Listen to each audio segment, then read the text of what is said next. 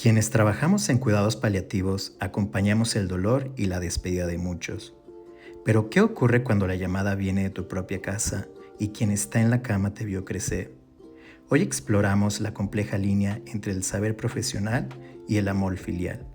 Lo que pasa cuando el paciente lleva tu apellido. Hola, bienvenidos una vez más. Estamos muy felices de regresar a este su espacio, el Club Mayor Podcast. Nosotros somos Jesús Zavala y Fer Anaya. Y los vamos a acompañar, o bueno, no, más bien ustedes nos van a acompañar a nosotros en este capítulo en donde nos vamos a mostrar, vamos a salirnos un poquito de este papel profesional y vamos a compartirles un poco de nuestro lado humano o de nuestra historia humana, siendo también paliativistas. ¿Cuál es el título del capítulo del día de hoy, Fernando? Cuando el paciente lleva tu apellido. Qué fuerte, qué fuerte. Y justo de eso va el capítulo del día de hoy. Cuando nosotros, profesionistas del área de la salud, nos toca atender, o no atender, Fernando, más bien nos toca vivir una situación, así es, vivir y acompañar una situación de cuidado, de enfermedad, de evolución de la enfermedad y también de fallecimiento, pero de un ser querido. Justo creo, y me gusta mucho este tema, y cuando lo propusiste, ¿no? Lo propusiste por una situación personal, que ya contaremos más adelante. Creo que son pocas veces las que como profesionales de la salud nos dedicamos tiempo a hablar de nuestra situación emocional o familiar, porque siempre somos como el que está salvaguardando la salud de otros. Pero cuando toca de este lado, de tu mamá, tu papá, tu abuelo, tu abuela, tu familia, tu hijo, tu hija, sí. O hasta de uno mismo, sí. La situación realmente cambia, ¿no? Porque aquí nosotros sabemos qué protocolo seguir, qué decir, qué hacer, cómo acompañar, pero sí. Cuando acompañamos a nuestra familia a transitar o en un diagnóstico limitante para la vida o complejo, se nos pueden, y es normal porque somos seres humanos, hasta olvidar nuestros protocolos o esta parte pues, tal cual vulnerable, ¿no? Claro, sí. O sea, también, bueno, y aquí voy a traer una frase que me acuerdo de recién que estaba estudiando psicología. Fue mi primera materia de psicología. Nuestra maestra nos dijo, chicos, ustedes antes de ser psicólogos, antes de ser profesionistas, ustedes son humanos. Y justo de esto va también el capítulo y el tema que estamos compartiendo con ustedes. El mostrar cómo nosotros, profesionistas de la salud, como paliativistas, como tanatólogos, nosotros vivimos estos procesos de enfermedad, evolución y muerte. ¿Por qué? Porque de esta manera también rompemos esta idea que en muchas ocasiones se tiene sobre los paliativistas, que somos personas que tenemos que crear una coraza, que somos personas muy duras, que somos personas muy frías, que somos personas muy serias. Y también muchos creen que no nos pegan las cosas, que no sentimos. Cuando al contrario, yo comparto gente que me pregunta y les digo, no me he hecho más frío, no me he hecho más inhumano. Al contrario, me he hecho todavía más. El estar trabajando con el dolor, con el sufrimiento y el estar acompañando estos procesos dolorosos, creo que nos hace, Fernando, y no sé a ti en tu experiencia, pero a mí en lo personal sí me ha hecho más humano, me ha hecho más sensible en poder voltear a ver a la persona, poder voltear a ver su dolor y no solamente quedarme ahí en voltear a verlo, sino en hacer algo para atender este dolor y acompañarlos en este proceso tan complicado. Sí, justo, y siento que también, ¿no? Cuando hablamos de este dolor, vamos a decirlo, de un paciente, y en este caso, ¿no? Lo que estamos platicando ahora, sí, de un familiar, también ser honestos con uno mismo y decir, a mí también me duele, claro, yo también estoy sufriendo, me duele verte así, me duele, y aparte nosotros como profesionales de la salud tenemos mucha información. ya sabemos cómo va a ser la evolución, Sí. ya sabemos por qué ese fármaco, ya sabemos el porqué de muchas cosas. Claro, Y quizás eso lo puedan pensar, ¿no? Ay, pues ya la tienen de gane, claro. pero no. Yo creo que el saber de más también genera ansiedad, Claro. genera dolor emocional, genera angustia. Claro. Y como lo mencionaba, o sea, al final somos seres humanos que nos dedicamos a áreas complejas de la vida, a acompañar y a transitar, ¿no? Junto con los seres queridos. Pero al tener toda esta información, la situación realmente cambia, ¿no? Muchos, o sea, puede ser a favor, pero también puede ser en contra. Sí, sí. Definitivamente. Que nosotros tratamos de usarlo a nuestro favor. No, sí. Que nosotros sí, definitivamente, dentro de estos años que tenemos en estas áreas, hemos aprendido a toda esta información, todas estas experiencias, todas estas herramientas, así como las usamos con nuestros pacientes, también tratar de llevarlo en nuestro día a día, también tratar de llevarlo en nuestros familiares, en los casos que se nos han presentado con nuestra familia, que de aquí este título, o sea, cuando tu paciente lleva tu apellido, cuando tu paciente es alguien que amas, ¿cómo puedes hacer que este sea un buen proceso y no un proceso sufrido? Entonces, por eso en este capítulo les vamos a compartir estas experiencias cuando nosotros los paliativistas nos volvemos parte de el acompañar a un ser querido. O del cuidador primario. O cuando nos volvemos también cuidadores primarios. Cuando estamos nosotros en la toma de decisiones. Cuando estamos nosotros en la organización. Que sí, como bien lo mencionaste, Fernando, puede ser un arma de doble filo, porque nosotros sabemos cómo ver el problema, cómo ver la situación y cómo empezar a mover ahora sí las piezas para lograr el objetivo que es calidad de vida. Pero al mismo tiempo lo sentimos más. Al mismo tiempo, lo que estábamos hablando antes de iniciar este capítulo, de cuando le tienes que reconocer que alguien que amas va a fallecer. Y creo que nos pasa mucho, ¿no? Cuando vivimos estas experiencias, no sé, en muchos casos llegas a cuidados paliativos, a hacer la especialidad en cuidados paliativos porque tuviste un encuentro cercano. Tuviste de tercer mundo. De tercer tipo. Tuviste pues sí, tal cual, ¿no? Algo totalmente cercano. Tu abuelo, tu abuela, tu mamá, tu papá, tu familia. Y eso, pues, ¿sabes qué? Quiero aprender, ¿no? Quiero estudiar. Claro. Construimos desde el dolor. Construir desde el dolor. Y justo esto va generando como esta empatía, ¿no? Sí. Como que ya eres más empático, quizás. O sea, no es necesario que tengas que pasar por una situación compleja para que seas más empático. Sí, ¿no? Definitivamente no. Pero sí, quizás puedes ver reflejado lo que tú viviste como familiar o como cuidador, sí. Ahora sí en tu paciente y su familia. Así ¿no? es. O sea, sabes un poco más por lo que están transitando, lo que están sintiendo. Y pues justo aquí mi queridísimo Jesús Zavala, cuando lo mencionaba hace un rato, ¿no? Que propuso este tema, también lo propuso desde una situación reciente, ¿no? Sí.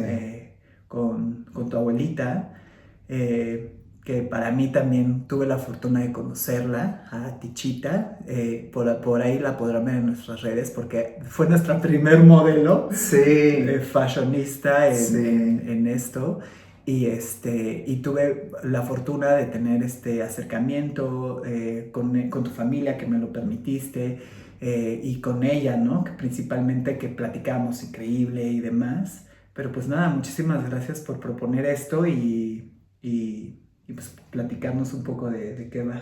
No, pues gracias también por permitirme y también a ustedes el compartir esta historia, el cómo también pudimos llevar el cuidado paliativo. Con este encuentro del Con este encuentro. Sí, porque Fernando también fue pieza en este cuidado de mi abuelita, en cómo pudimos aplicar en ella nuestro conocimiento en todos los sentidos dentro de lo que es un cuidado paliativo y cómo pudimos acompañarla en sus últimos momentos en darle esta calidad de vida. También mencionando que pues mi abuelita era nuestro fan.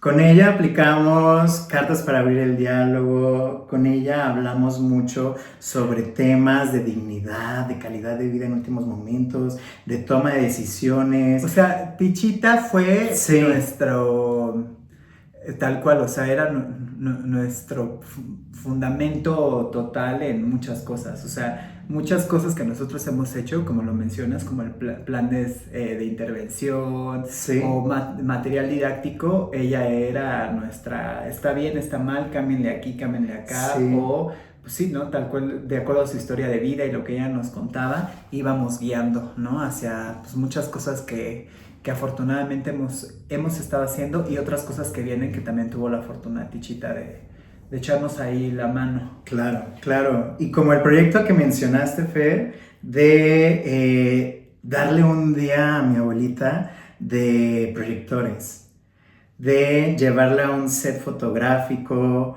de ponerle a ella diferentes looks, que posara.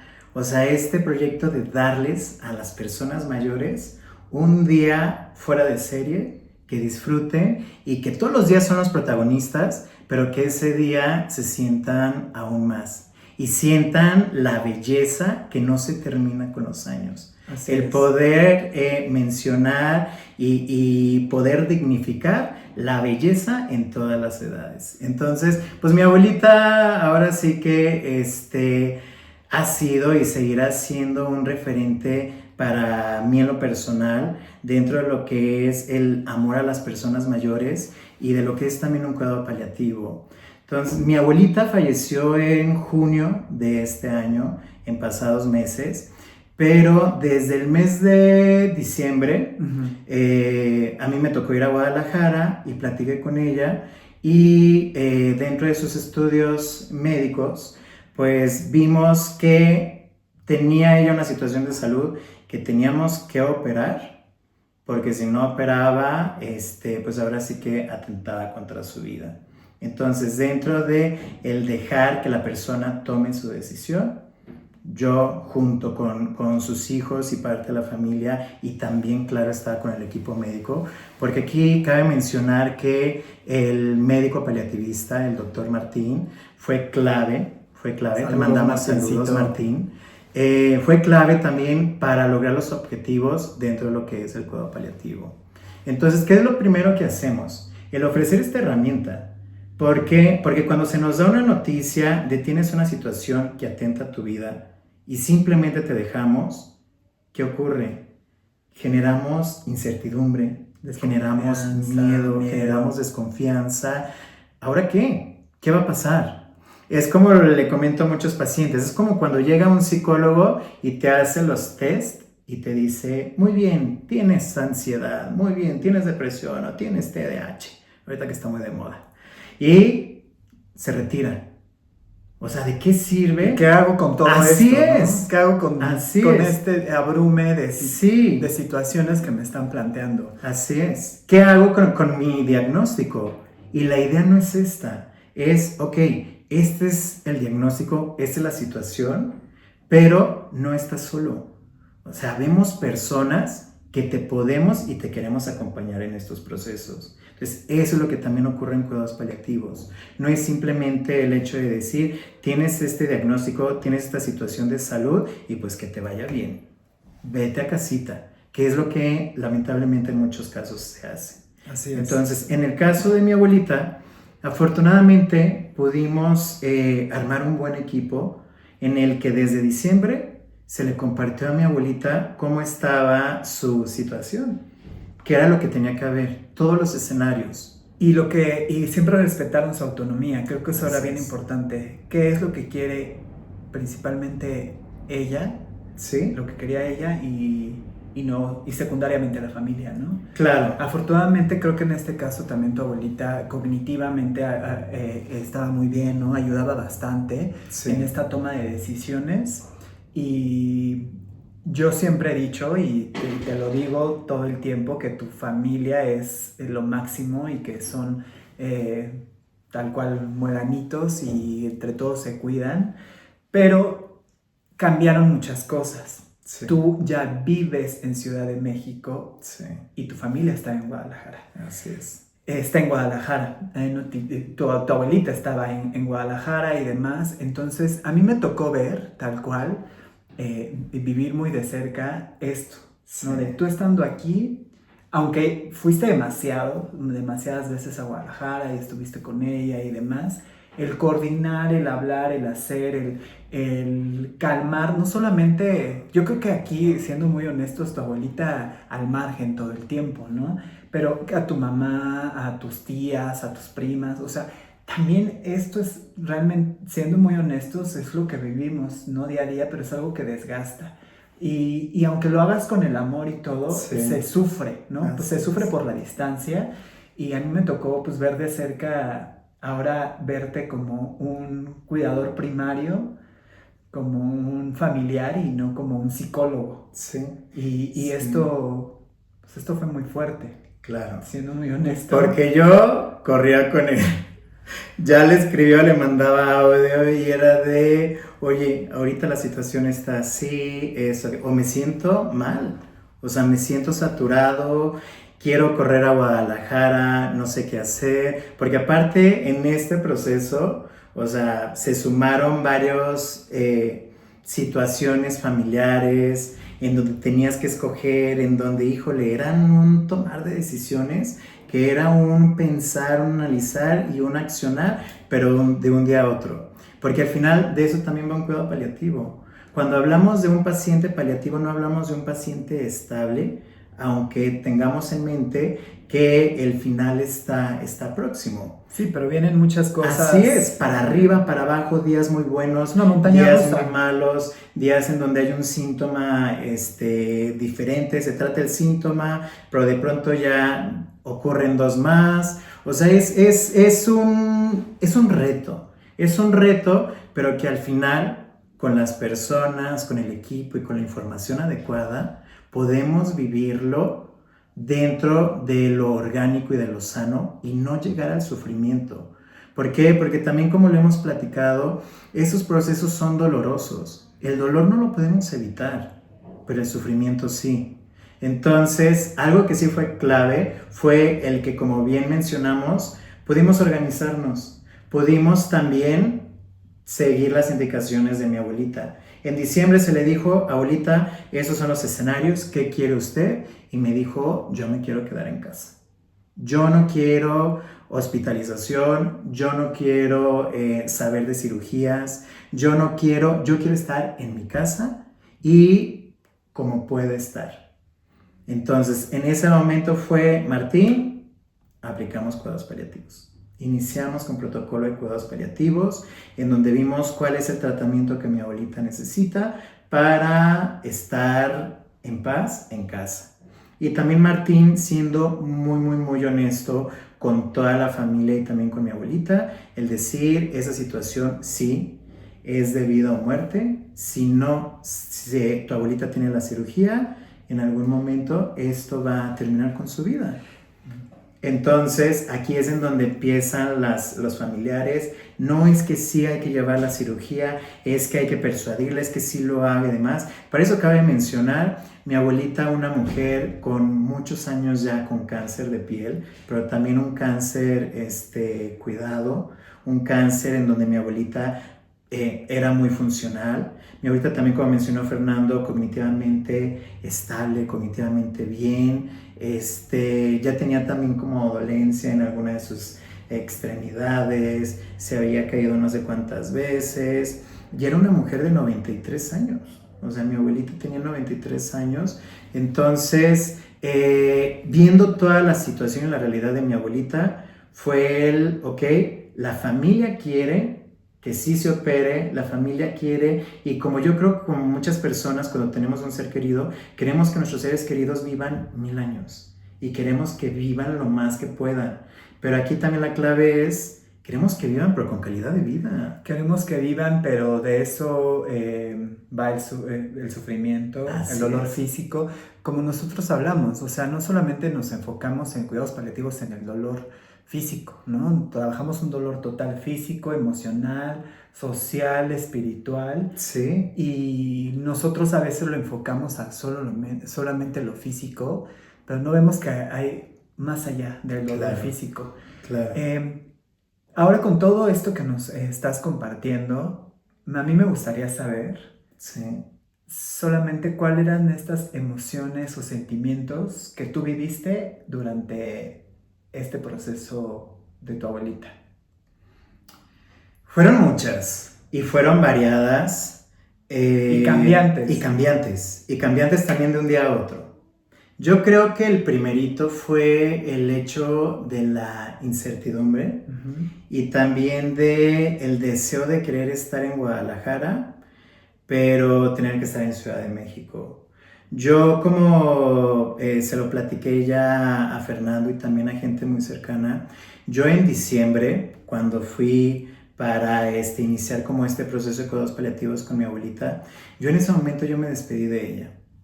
Y yo desde diciembre estaba en paz con ella, porque yo dije, abuelita, su bendición, muchísimas gracias por todo, y cuando usted tenga que partir, usted siéntase libre de hacerlo.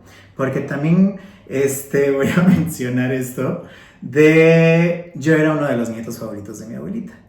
Entonces, mi abuelita también se recargaba mucho conmigo como para compartirme ciertas cosas, para también como pedir la guía, para pedir el consejo. Entonces yo sentía que mi abuelita de alguna manera también pedía Tu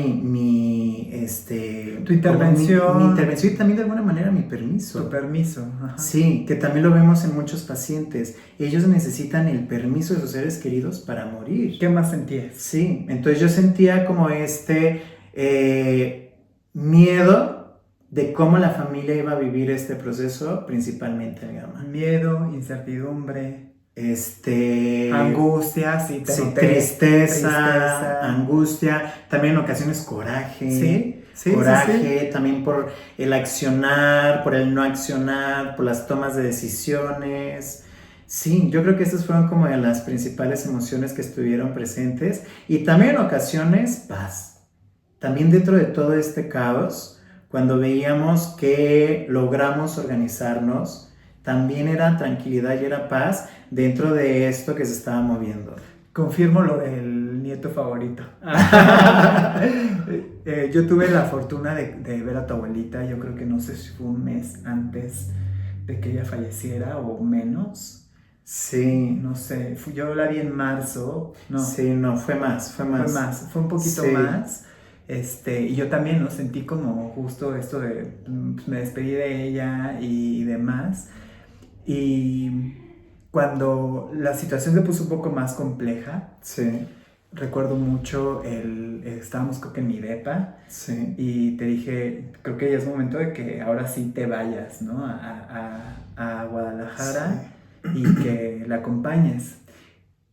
Y yo creo, no sé tú qué opines, que tu abuelita al final también, pues ya estaba muy cansada, ¿no? Sí, que ya la situación estaba muy avanzada, pero que tenías que estar tú allá, sí. ¿no? Y creo que es muy fuerte, porque yo a tu abuelita la quise mucho y para mí siempre ha sido una persona totalmente especial, al igual que tu familia. Sí creo que te esperó, ¿no? Sí. Que te esperó y que tuviste la fortuna de acompañarla al final. Sí. O sea, ¿tú estuviste ahí? Sí. Y yo lo tomo como un gran regalo, lo tomo tal cual como si mi abuelita me esperó, porque para poner un poquito de contexto dentro de lo que les comentaba que se estaba moviendo, mi hermano menor se estaba casando y se estaba casando fuera de Guadalajara y de Ciudad de México. Entonces yo decía, híjole, ¿podré ir a la boda? ¿Tengo que ir a la boda? Porque yo pensaba que si mi abuelita fallecía en este lapso, yo tenía que estar en Guadalajara para acompañar a mi familia, para estar con mi mamá. Entonces, ¿qué fue lo que viví en ese momento, Fernando? Y yo iba contigo y decía, es que no, ¿qué hago? Yo O sea, te voy a dije, la boda, ve a voy la a la boda, ¿qué hago? Ve a la boda, Sí. disfrútalo. Sí, Y si va a pasar, va a pasar. Sí. Pero no puedes detener tu vida. así es. No puedes detener tus planes. Sí, Y, sí. y es lo que nosotros trabajamos constantemente con nuestros pacientes y sus cuidadores. Sí. No La puedes vida detener no tu se vida, detiene. la vida no se detiene. Y yo justo te veía, ¿no? En esta incógnita de qué voy a hacer, qué, cómo, cuándo, cómo. Sí. Y yo, es que no sabemos, vete a la boda. Sí, sí. Y me acuerdo que lo platiqué también con una prima que amo, Alma, la pollito. Y le dije, oye, porque ella también Saludos estaba... al pollo. Sí, saludos. Porque ella también estaba en voy, no voy. Y al final dijo, cariño, yo sí voy a ir. Yo sí voy a ir independientemente de si Tichita fallece o no. Y yo dije, híjole, ¿cómo puede estar tomando esta decisión así? Que después fue de, ¿y por qué no? O sea, ¿por qué no sí decidir desde un momento, yo estoy en paz con mi abuelita y voy a ir a la boda? Entonces, ella también viendo y sintiendo mi angustia me dijo, cariño, vamos a hacer oración por mi abuelita. Y me acuerdo que sí, los dos nos pusimos, ella en Guadalajara y yo en Ciudad de México, y rezamos y oramos con mi abuelita. Y fue decirle, abuelita, si tú quieres que yo te acompañe en este proceso, si quieres que te acompañe en tus últimos momentos, pues aguántame. Dame chance de ir a la boda. Dame chance de ir a la boda. Y en cuanto regrese, ahora sí, tú dirás. ¿Y qué fue lo que pasó, Fernando? Eso. Yo regresándome de la boda, en lugar de venirme a Guadalajara, de Playa del Carmen, yo volé a Guadalajara. Y todavía estuve en Guadalajara unos 5 días y ahí nuevamente pude ver a mi abuelita y pude despedir una vez más. Y en este momento, ahí sí ya vi a mi abuelita un poquito más decaída. Ya la vi un poquito más cansada, como bien lo mencionas. Pero aún así, yo dije, me tengo que ir.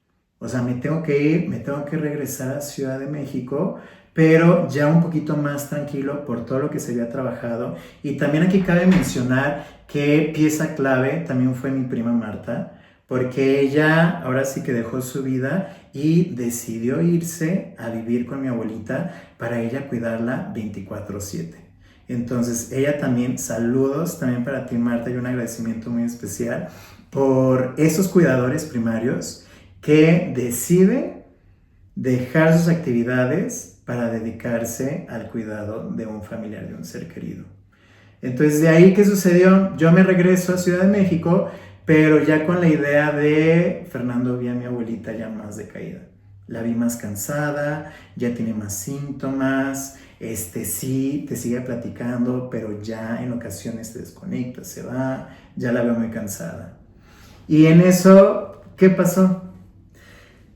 Regresas a Guadalajara. Ajá. Y... Pero ¿cómo fue que regresé? Porque aquí también regresaste lo reboté recuerdo contigo esta muchísimo, idea. O sea, recuerdo muchísimo como de ¿me voy o no me voy? Primero era el ¿me voy o no me voy? O ¿cuándo me voy? O ¿cuándo me voy? O ¿en qué momento? Sí. Y fue algo como muy, muy fuerte, como un llamado, no sé, de la vida. Sí. De que recuerdo que estábamos igual en mi depa o no sé si mensajeándonos de ya vete. Sí, sí. No, porque me acuerdo que justo un fin de semana, porque aquí es en donde conectamos que cuando al paliativista le toca atender a un familiar. Ese fin de semana a mí me tocó dar una charla sobre comunicación asertiva y sobre últimos momentos. Entonces yo me acuerdo que te hablé a ti, le hablé a otro de mis mejores amigos y les dije, no sé si voy a poder dar esta plática.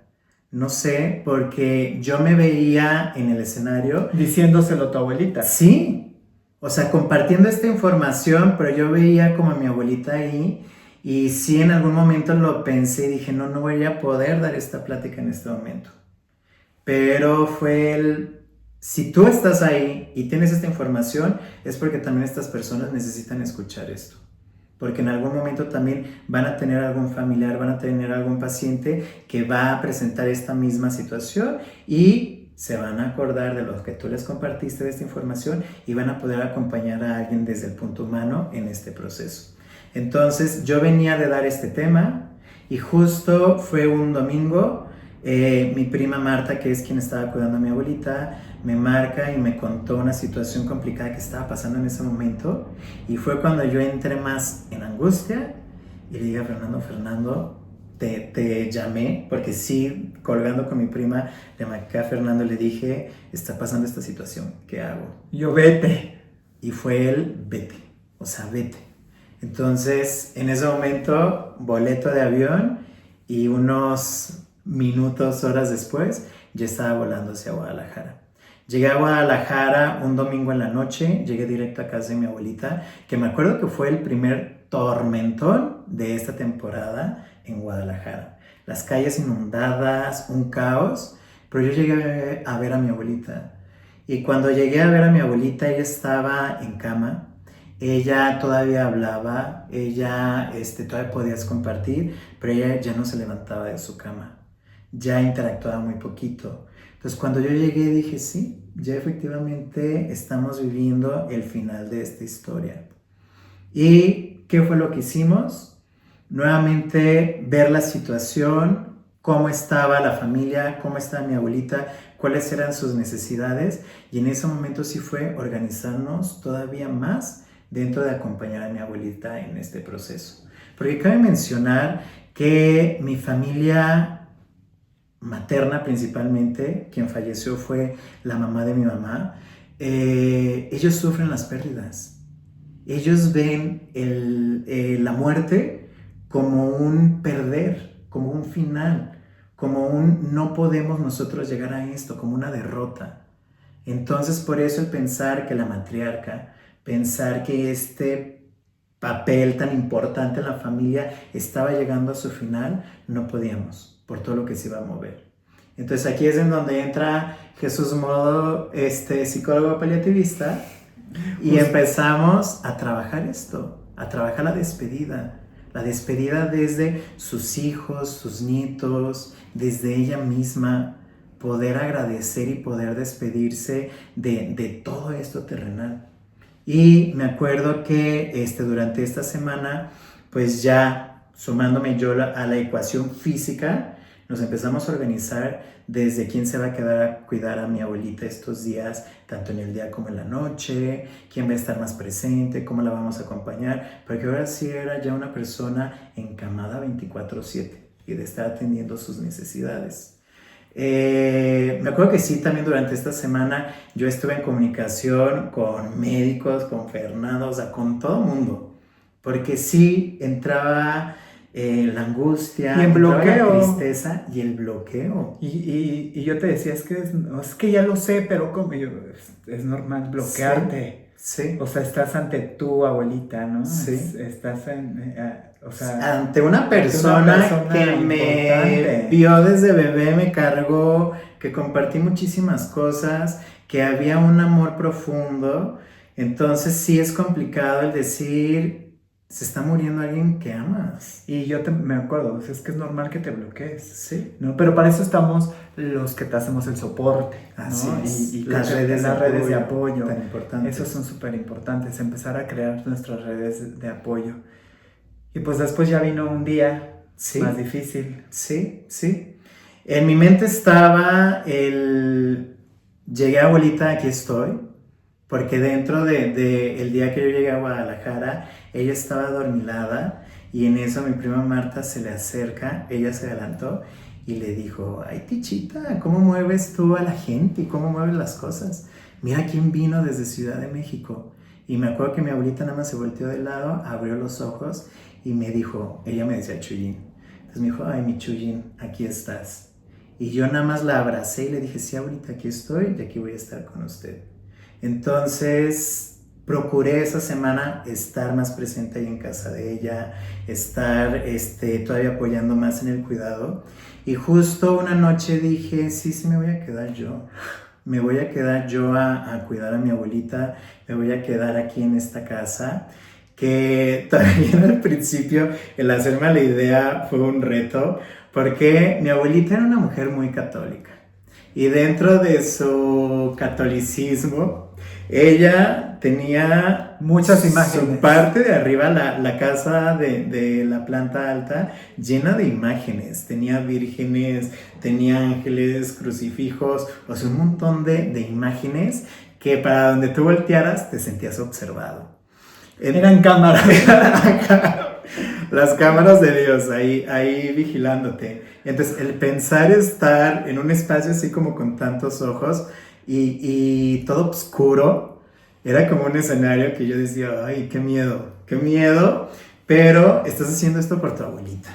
Entonces, que no te gane el miedo.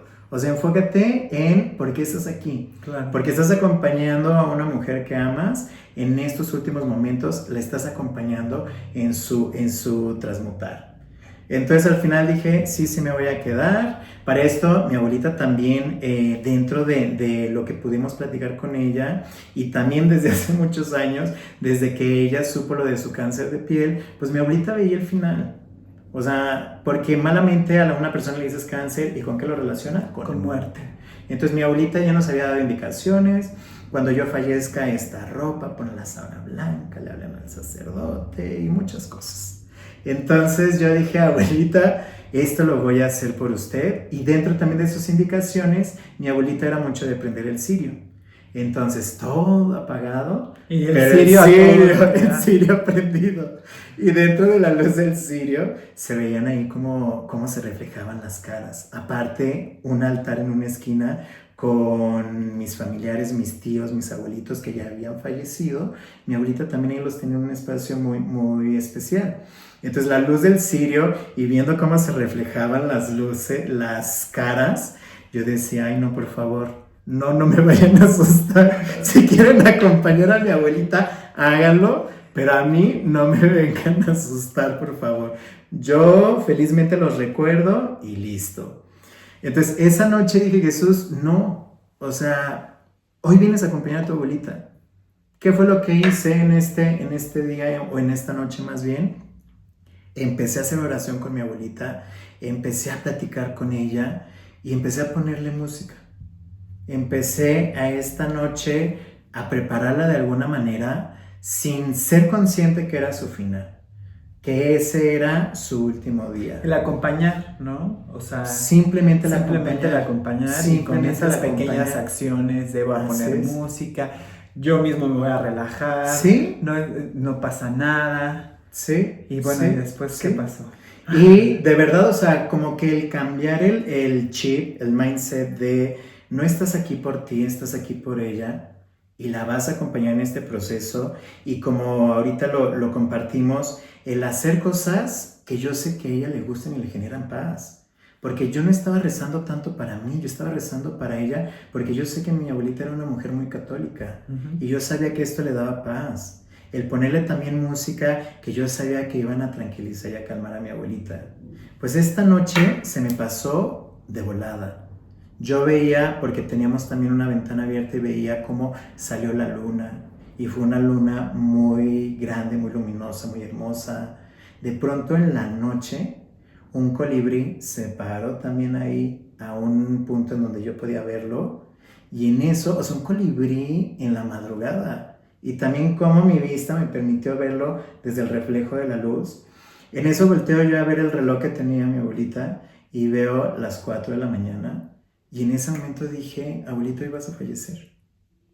Hoy vas a fallecer. Algo sentí. Pero dentro también de hoy vas a fallecer, también le dije, abuelita, yo sé que soy un pediche, pero nada más dame chance de que amanezca y que no esté yo solo. Pero le dije, pero al final es tu vida, es tu proceso y tú vas a decidir. Amanece, empiezo a escuchar yo ruido en la casa, ya se habían levantado algunas personas, ya eran como las 7 de la mañana, entonces ya bajo yo a la cocina, mi prima Marta ya estaba preparando a sus niñas para llevárselas a la escuela, mi padrino que también vive ahí en casa de mi abuelita, también ya se despertó, ya había movimiento.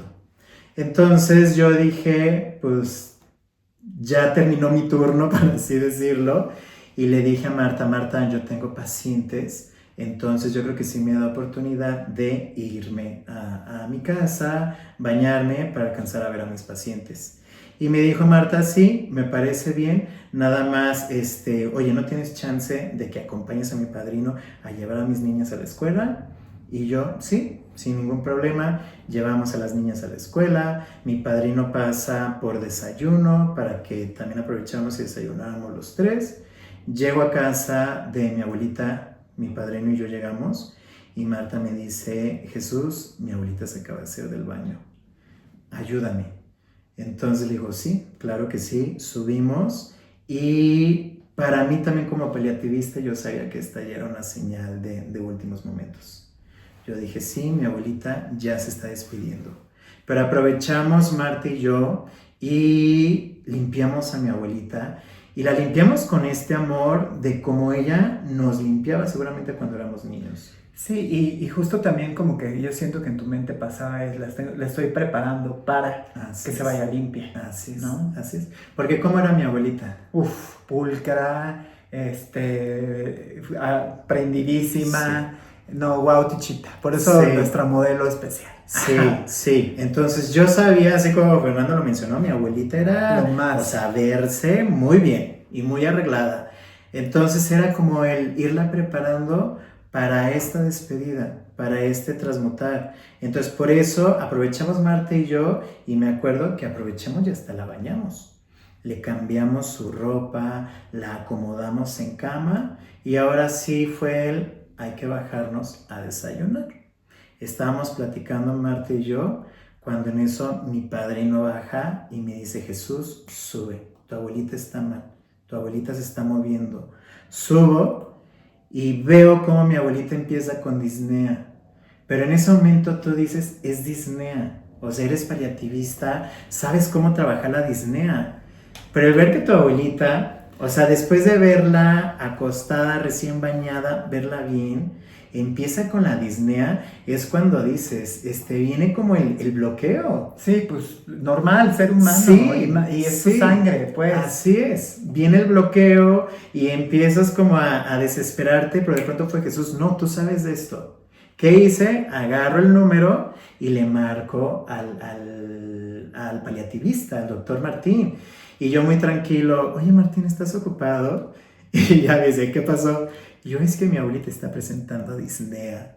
Entonces, ya después Martín me dijo, es que me hablaste con una calma, que yo dije, qué bárbaro. Pero ya en eso empecé con él. ¿Y qué hago? Ok, súbele el oxígeno. Mi abuelita en ese momento no tenía morfina porque todavía no necesitaba morfina, pero Martín me dijo, en este momento te mando la receta. Y al final llegó él, mejor. Y al final llegó él. Porque en ese momento mi prima Marta y yo entramos como en una situación de qué hay que hacer, sí, y de pronto fue Marta, no, agárrate el abanico, hay que echarle aire, hay que ponerle en una postura, hay que empezarle a hablar y hay que darle este rescate de este otro medicamento. Eso lo hicimos en cuestión de segundos. En eso estábamos Marta y Marta también de qué es que le habla a la familia, qué hacemos, y fue hay que enfocarnos ahorita en mi abuelita. Hay que empezar con ella porque definitivamente ya es su último momento. Claro. Y hay que acompañarla con tranquilidad. Entonces me acuerdo que mi abuelita estaba muy desesperada porque todavía el medicamento no le hacía. Y en eso Marta, como magia, de verdad sí lo vi, empieza a rezar el Padre Nuestro. Agarra la mano de mi abuelita fuerte y empieza a rezar el Padre Nuestro. Y en eso me acuerdo que la vista de mi abuelita se pierde en el techo y ella empieza a hacer, pues, rezar el Padre Nuestro. Esto hizo que se calmara y en eso también como cosa mágica llega Martín, el médico, y le aplica la morfina. ¿Qué hizo? Que mi abuelita se calmara. La pusimos en una posición más tranquila, más relajada, y en ese momento mi abuelita falleció. Y falleció en paz, falleció tranquila. En su casa. Falleció acompañada también con su gente. Claro. Falleció también desde su fe, desde sus creencias también acompañada, y seguramente Dios vino y la acompañó en este proceso. Justo todo esto que nos estás compartiendo, de verdad te lo vuelvo a agradecer, ¿no? Porque no es fácil. vulnerabilizarnos como personal de salud, ¿no? Porque Sí. nos hacemos, de verdad que a veces nos pasamos, nos hacemos los todopoderosos, los Sí. fuertes, y casi no tenemos como estos, o no nos creamos estos espacios para compartir lo que vivimos, ¿no? Y creo que esto también ayuda muchísimo para otras personas, tanto colegas, personal de salud que se encuentran ante esto. Creo que van a entender muchísimo, ¿no?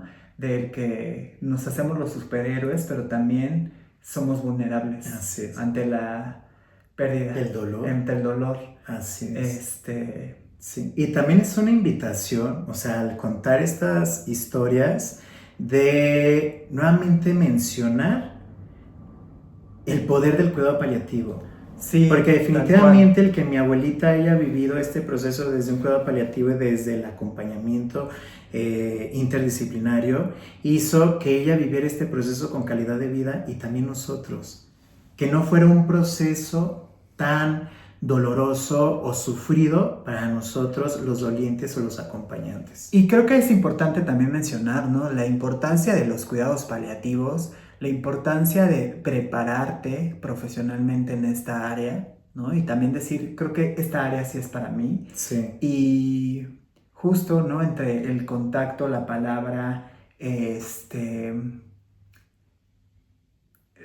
el tacto humano, el saber qué decir, el qué no decir, Hasta los silencios. hasta los silencios, el acompañar, el simplemente tocarte el hombro. Sí, La presencia es algo que yo creo que sí deberíamos de capacitarnos y enseñarnos. Claro, ¿no? de verlo tal De cual verlo como una herramienta. Como una herramienta útil. Así ¿no? es. Y también, ¿no? Ver hacia uno mismo como profesional de la salud y decir, no soy el todopoderoso, puedo tener bloqueos, puedo saber no qué hacer, aunque esté lo más preparado posible, hay momentos en los que me puedo bloquear. Y Sí. hablando específicamente de un familiar, Sí. de alguien que lleva tu apellido, Sí. la situación cambia muchísimo más, Sí. ¿no? Sí, sí.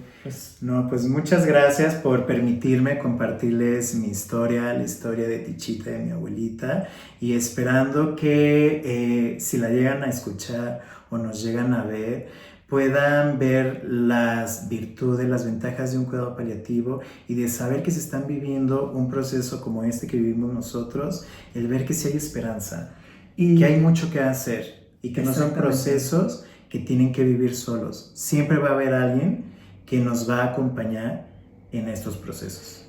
Y este episodio, y justo otras muchas cosas que hemos hecho, pero este episodio en especial es en memoria de Tichita, que queremos tanto y que siempre va a estar en nuestro corazón. Sí, sí. Te amo, abuelita. Y Y a saludos ti. a todos los que están viviendo este proceso. Muchísimas gracias por escucharlos, y también les mandamos un abrazo muy fuerte. No están solos. Bye.